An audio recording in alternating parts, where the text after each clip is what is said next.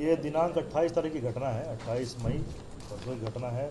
मानसी थाना अंतर्गत ग्राम अमनी है, जहां पर सुरेंद्र यादव नामक व्यक्ति की अपने ससुराल में ही गोली मारकर जख्मी कर दिया गया था और फिर वो इलाज के क्रम में उसकी मृत्यु हो गई थी। इस संबंध में जो मृतक है उनके ससुर शंभू यादव के फर्द बयान पर ही एक कांड दर्ज कराया गया था। उनके जो दूसरे दामाद हैं दीपक यादव, उनके छोटे भाई को अभियुक्त बनाते हुए मानस यादव को प्राथमिक अभियुक्त बनाते हुए कांड दर्ज किया गया था। कांड संख्या 123-25 मानसी में।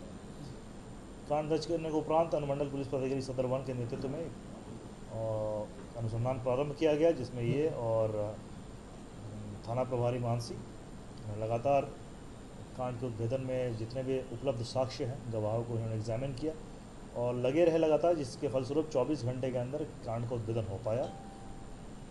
और इसमें जो घटनाक्रम इस प्रकार है कि इसमें मृतक का जो साड़ू हुए दूसरे दामाद के छोटे भाई मानस यादव को गिरफ्तार किया गया है और उसके पास हत्या में प्रयुक्त जो अवैध कट्टा है और गोली बरामद की गई है और 2 मोबाइल फ़ोन भी बरामद हुए हैं।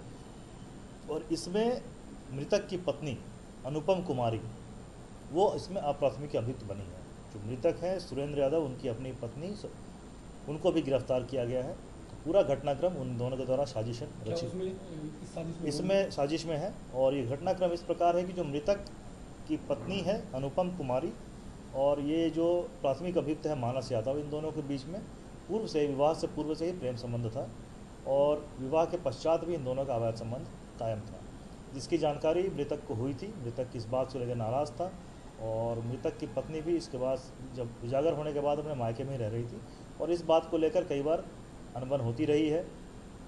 और मृतक अपने ससुराल में ही गया था उस समय और सुबह दिन में ही ये व्यक्ति जो प्राथमिक अभियुक्त मानस यादव आया था। मानस यादव का बैकग्राउंड ये है कि मानस यादव के कथनानुसार इसकी भी शादी हो चुकी है, परंतु ज़ोर ज़बरदस्ती इसकी शादी कराई गई थी एक गाँव में। तो ये भी अपनी पत्नी से के साथ नहीं रहता, इसकी पत्नी जो है वो अपने मायके में रहती है। और इस बीच इसके जो भाई के ससुराल में ये आना जाना करता था और अपनी भाई के ही साली हुई जो अनुपम है, उससे इसका प्रेम संबंध स्थापित हो गया था। परंतु घर वालों ने इसे शादी न करा के कहीं और शादी कराई, क्योंकि इसका ऑलरेडी शादीशुदा था। और घटना के बाद मतलब शादी के बाद भी दोनों का अवैध संबंध जारी रहा और इसी को लेकर मृतक के पत्नी अनुपम कुमारी और ये मानस, इन दोनों के द्वारा योजना बनाई गई और मृतक की जो पत्नी के कहने पर ही इसने उसकी हत्या की है। और उसने अपने स्वीकारोक्ति बयान में इस बात को कबूल किया है महिला ने, मृतक की पत्नी ने, कि हाँ मेरा उससे झगड़ा होता था, मैं उसके साथ नहीं रहना चाहती थी, परंतु मेरी शादी कर दी गई थी, मैं इसके साथ रहना चाहती थी। और घटना के पहले भी अनबन हुई थी, जिसको लेकर उसके मायके वालों ने डांटा था कि ये पति से झगड़ा नहीं करना चाहिए। परंतु इस बीच इसने अपने प्रेमी को बुलाया और उसके प्रेरित पर इसने ये अवैध हथियार जो कि रखा था कुछ समय से, इस लेकर उसने उसकी हत्या कर दी जी। अमरी दोनों की गिरफ्तारी उसी क्षेत्र में हुई है जो हमारे मानसी थाना के दियारा क्षेत्र वगैरह है। ये महिला तो अपने घर से ही थी वहाँ पर, इसके घर वालों को बिल्कुल भनक नहीं थी कि इस प्रकार से हुई है और ना इसके पिता को ये भनक थी कि ये खुद शामिल है अपने पति की हत्या में।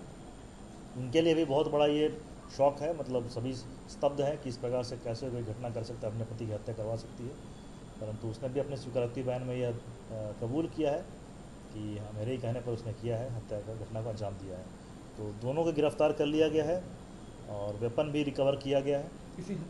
इसी हथियार से इसने गोली मारी थी, इसने छिपा दिया था, फिर इसके निशानदेही पर हथियार को बरामद किया गया है। हाँ जी। मृतक के बच्चे अभी तो नहीं है, अब तो जस्ट 1 साल हुआ, अभी 1 साल भी नहीं हुआ। ठीक, ये हो गया।